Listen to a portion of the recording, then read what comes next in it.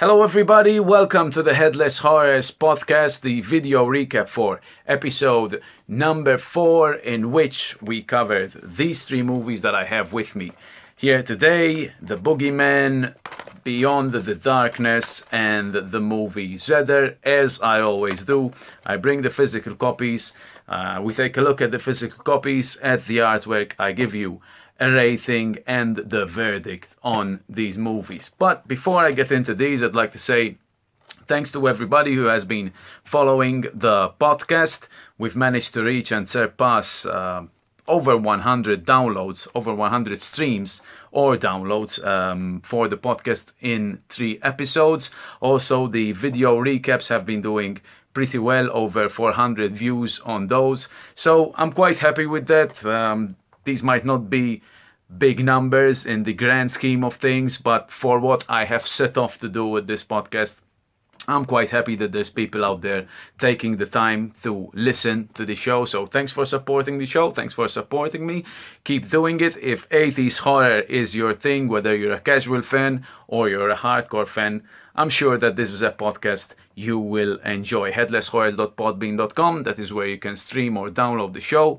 Check out the Facebook page, Frank's Headless Horrors, and follow me on Twitter at Headless Horrors. Now, before I get into these 3 movies, in between the podcasts, in between the last 2 podcasts, we had the first Friday the 13th in January. So obviously, as almost it is a ritual to watch Halloween on Halloween, it is a ritual to watch Friday the 13th on Friday the 13th. I just got the first movie from the franchise, the first Friday the 13th. I have this on VHS. Man, this is a sell-through VHS, and I'm quite happy to have sell-through stuff. I'm not a big fussy VHS collector, so if I have a VHS that's in a good condition, if it's a sell-through, that's fine. I'm cool with that. So I just got this copy. I'm not going to bring all the movies, and I just want to say 2 quick words about Friday the 13th. I didn't manage to watch the entire all of the movies, but I did watch the first 3 on Friday the 13th, and man, the rewatch value in these movies still holds up today, because this, alongside Halloween, this franchise of movies managed to go above and beyond what is the underground, so to speak, horror community, because anyone who's a casual horror fan, or even people who are not really into horror, will follow and do know about Friday the 13th. And these movies, alongside movies such as I said, Halloween, the Nightmare on Elm Street franchise, the Child Play franchise, they went above and beyond and sort of have a status quo in which people who are not necessarily into horror actually know about these movies. And this, alongside Halloween, is one of the movies that really defined the slasher genre, really sort of set the formula for that slasher genre. So, man, I'm sure most of you who are listening to this or viewing this or watching this video have heard or watched Friday the 13th, but I just wanted to spend 2 quick words about it, because what an awesome movie, man. What an awesome number of movies that just still hold up to this day. Friday the 13th, good stuff, man, good stuff. So let's get into the movies that we covered for episode 4. And the first movie is a movie called Zeder. Now, this was released in the US under the title Revenge of the Dead. And the thing about Zeder is it's a movie by Pupi Avati. It's an Italian movie. The thing about it is this is a thinking man's type of horror. The story is, you can puzzle the story, you can put pieces of the puzzle together throughout the movie to sort of figure out what is happening. There's this whole mystery. In the US, however, this was marketed and released under the name Revenge of the Dead, with an artwork that is completely different to this one, and that sort of gives out the impression that this is, and this would be a typical splatter Italian zombie movie, a la, I don't know, most of the classic zombie movies like Zombie Flesh Eater and that kind of thing. So in any case, this is the German release that I have here, and this is a very particular release because it's sort of a digipack release. There's not much inside, just the disc there, but it's a really neat release. So it's obviously in German, being a German release.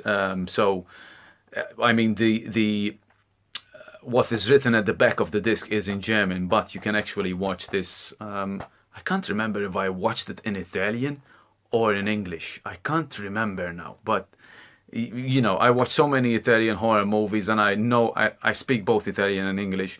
But in any case, yeah, this is a really good movie, man. Thinking Man's a connoisseur type of horror movie. It is as such about a zombie, but it's much more complex than that. So if you're expecting just the splatter and the gore, this is not the type of movie you would be looking for. But if you're looking for something a bit different, I definitely recommend Zeder, a movie by Pupi Avati. I'm gonna go with the 666 rating on this one, and I'm gonna give it a 5 when it comes to the movie. When it comes to the presentation, I'd give it a 4, because when it comes to this Zeder, it kind of almost looks like it's confusing. You don't really know what this movie is about. And when it comes to the other release, Revenge of the Dead, that was totally misleading. So I'm gonna give it a 4. However, I must say this about the US release. The artwork on the US release is amazing. It is amazing. It is misleading, but it's a beautiful piece of artwork. So check it out if you can. And as for the soundtrack, I'm gonna come in also with a 4. I would say regarding this movie, watch it and buy it.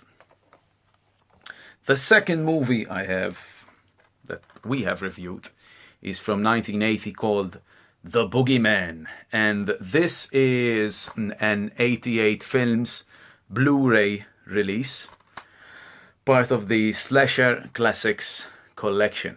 A very nice Blu-ray presentation, and this has some special features, some bonus features. There's the Boogeyman TV spots, 88 film trailer reel, the Boogeyman trailer, interview with director Uli Lommel, and also a reversible sleeve with alternate American poster artwork, which would be this one right here.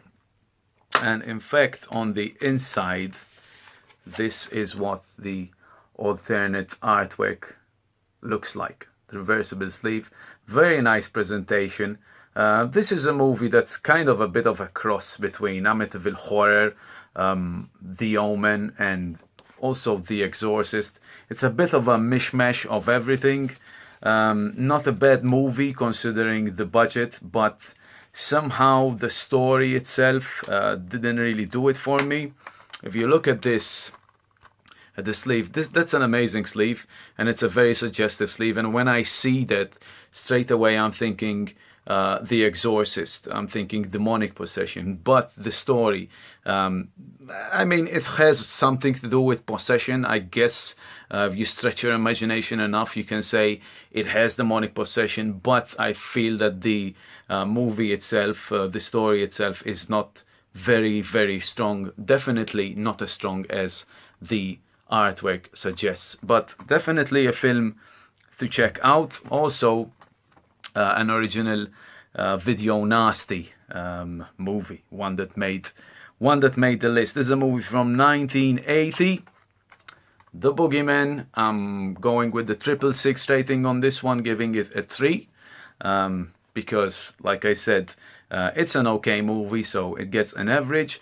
As for the sleeve, I'm gonna give the sleeve a 6, because that is a nice artwork, and that's also a nice presentation, Blu-ray presentation of this movie. And when it comes to the soundtrack, I'm gonna give it a 5, because the soundtrack is very, very interesting. Definitely one to check out. So that's The Boogeyman on had the Headless Horrors podcast. I'd say watch this movie. If you can pick a cheap copy, pick it, buy it. But it's not a movie I would spend a lot of money on. But good to have in any case if you have the money. Being also a video nasty, this is a movie that does have a bit of history. The Bogey Man on episode number 4. Now, the last movie. And I have this as a Blu-ray, an Australian release, released by Umbrella Corporation. And this is Joe D'Amato's Beyond the Darkness. Probably more famously known as Buio Omega. And if you have not listened to the podcast yet, I suggest listening especially to my review of this movie, because this is one of the most depraved, the most sick, the most twisted, quasi-erotic movies that I've ever seen, and definitely one of my favorites. In fact, the original release date for this, for Buio Omega, is 1979. So I kind of broke the rules of the podcast a little bit there, but it was released in the US, I believe, in 1983 or 84. So I'm kind of tiptoeing the line between letting the podcast and the show descend into complete anarchy. But hey, I'm executioner, judge and jury on the show, so if I wanted to include this movie, I've included it. It's definitely a must watch movie. And I dare anyone, I double dare you, if you manage to not feel your stomach revolting when you're watching this movie, man, I don't know, there's something really fucked up with you, because this is one of the most disturbing movies you will ever watch. Buio Omega, not much to see inside, that's the back. But as far as the inside goes, this is not a reversible sleeve. It's just the disc inside. Yeah, Joe D'Amato, Buio Omega, Beyond the Darkness. Let's go with the 666 rating on this one. I'm giving this, when it comes to the movie, a 6, because man, it's that good. It is that good, because it involves all the gore, and it involves also a very intriguing story and plot. So, Buio Omega, 6 when it comes to the movie. When it comes to the presentation, I'm gonna give it a 5. I think I do like the artwork a lot, and I do like the presentation. I do like the title, especially the Italian title. I think it's more intriguing than just Beyond the Darkness. Beyond the Darkness sounds a bit all over the place. It doesn't really have that deep meaning, but Buio Omega is definitely a cool title for it. And when it comes to the soundtrack, 6 all the way. One of the best ever written soundtracks for horror movies by none other themselves than the masters, Goblin. Definitely check the soundtrack out. If you're not into horror movies, I would say check out the soundtrack, because it is that good. So this brings us to a close and to the end of this video. Thanks again, everybody, for watching. A quick plug, as always, and a quick reminder. Check out the Facebook page, Frank's Headless Horrors. Follow me on Twitter at Headless Horrors. And listen or download the show every 2 weeks on Monday by going to headlesshorrors.podbean.com. I'll see you next time, my friends. You take care.